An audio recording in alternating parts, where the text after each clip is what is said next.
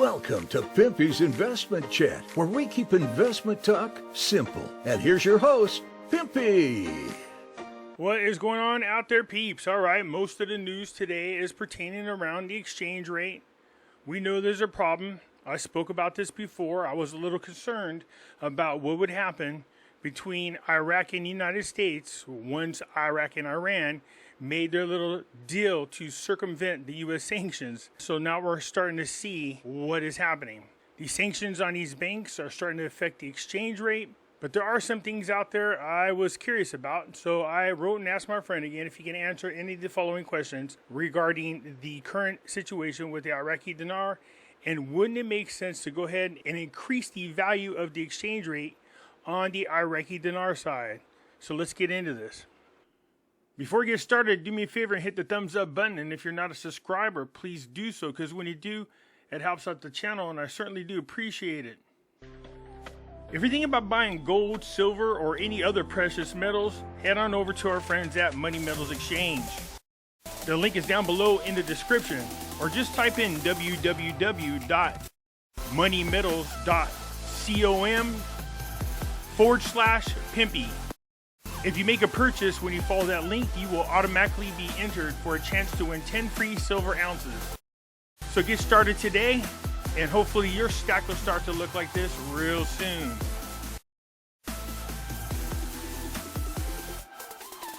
So head on over, tell them Pimpy sent you. You can follow me over on other platforms. I do have my own group over on Facebook called Pimpy's Investment Chat. Over here, we do talk about gold, silver, cryptocurrencies, as well as foreign currency investments. So head on over here and join us. It's free to do so. In here, I do post updates. If I should get on suspension from YouTube or get removed from YouTube and you want to know what happened to me, I'll let you know right here in this group.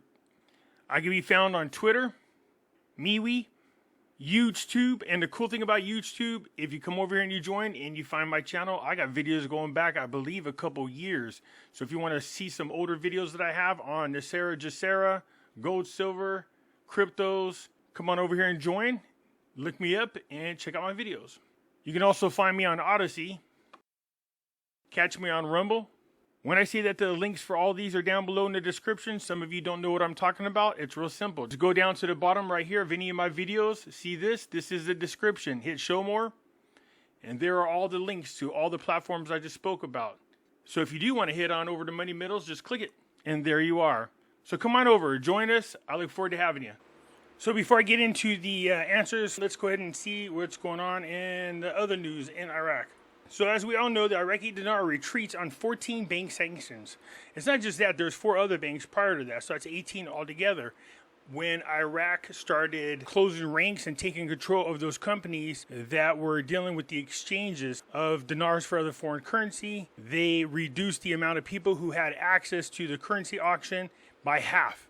But now that a big chunk of those banks are under sanctions, it makes access to US dollars a little bit harder, so the demand for them is higher, causing the parallel market rate to change, which means on the black market with $1 US, you can get a lot more Iraqi dinars.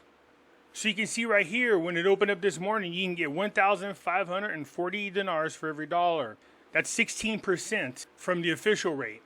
And you can understand why Iraq is concerned about this. If you have a choice between exchanging your $1 for Iraqi dinars, do you prefer to get 1,320 dinars, or would you prefer to get 1,545 dinars? So if Iraqi people have family members that live in the United States and can afford to send them US dollars, they will, because they take those US dollars on the parallel market and they exchange them and they get more dinars instead of going to the bank. This, of course, helps them with their cost of living. Here, let me see if I can give you an example that makes sense. Let's just pretend that things were turned around. Let's say for every 1 Iraqi dinar, you get 3 US dollars, just for the sake of this example. Now, if you lived here in the United States and you have family members that can afford to send you Iraqi dinar from over there in Iraq, wouldn't you have them send you the Iraqi dinar here, then turn around and exchange it and get more US dollars so it would help you with your cost of living here? Of course you would. That's what they're doing over there. So because the banks are on sanctions, of course, access to US dollars is now reduced, causing a huge black market demand for them. So yeah, most of the articles are about what they need to do to get things stable, while signing a long-term deal with Iran to circumvent sanctions from the United States is not a good move. Again, I told you once that happened, I was wondering how long before they started doing a tit for tat. It didn't take very long. And so now there's a lot of pressure on parliamentary, but parliamentary can't do anything about it. Parliamentary finance is waving to move if central bank fails to contain dollar crisis. The Parliamentary Finance Committee revealed on Monday the goal of hosting the governor of the Central Bank of Iraq, al-Alaq that is. I'm sure what they want to talk about is what they could do to stabilize the exchange rate. Committee member Cougar told the news the goal of hosting the governor of the Central Bank of Iraq is to discuss the issue of the increase in the dollar exchange rate significantly in the local markets and the bank's measures to confront this rise. Cougar pointed out that the Parliamentary Finance Committee does not have any power on the issue of the dollar measures. This is the competence of the Executive Monetary Authority, and we have a supervisory role on those procedures and follow up the imbalance. And we will be held accountable for it. And we will have an option on the role of the central bank in dealing with the dollar crisis during the coming period. I'm curious to see what it is they're going to do.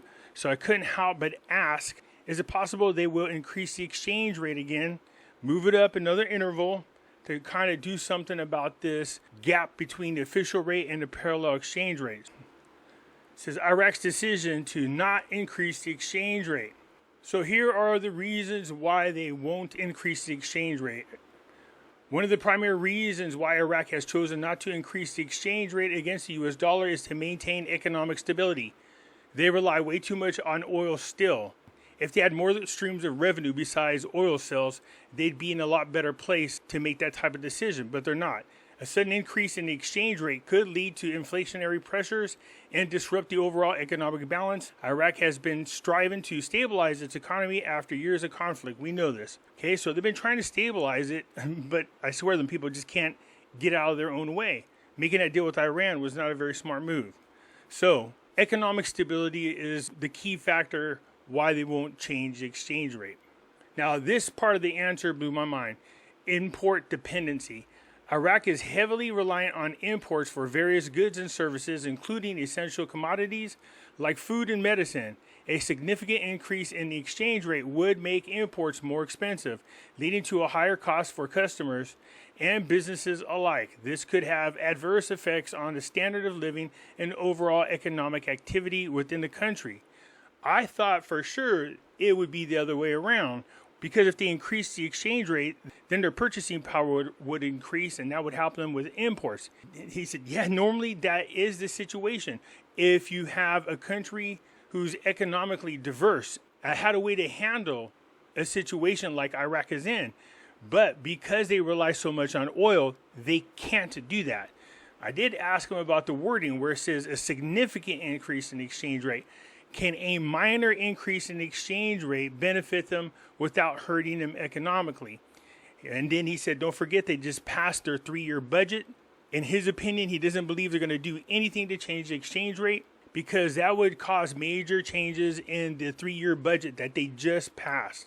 His opinion is that they're not going to do anything with the exchange rate.